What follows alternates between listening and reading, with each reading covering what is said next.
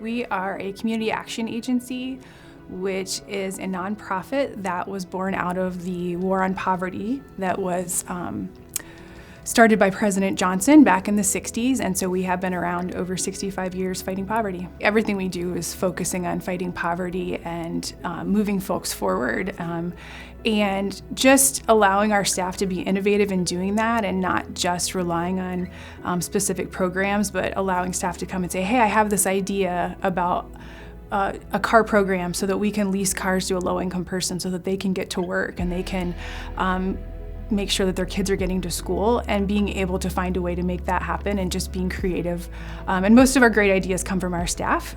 We are the kind of agency that we have our clients on our board of directors, and so they help direct what we do. They have the lived experience, we don't necessarily as staff, and so that's something that I like about a community action agency and I think is why I do what I do.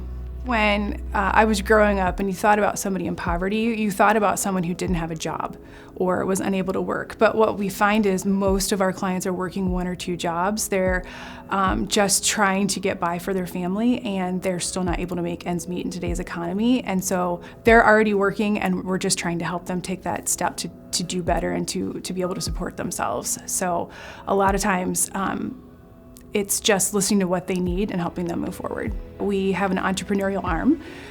We raise our own funds to help support our mission, not just relying on government grants and aid.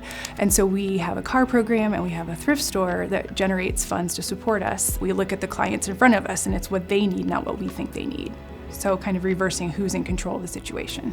What we also can do is help individuals build assets, and I feel like it's something we do that really moves people out of poverty, and that program has grown about tenfold in the past year. The funding increased, and we're going to start helping people buy homes and start businesses and go back to school. And it's something we've done on a very small scale, but now it's going to be on a very large scale, and I think it's something that will be very impactful across the entire state that both communities will see and the legislature will see. And I think solving poverty isn't a one-shot deal. There's many, many issues going on, but this is one of those things I think we're really going to show an impact. So I'm excited to show that.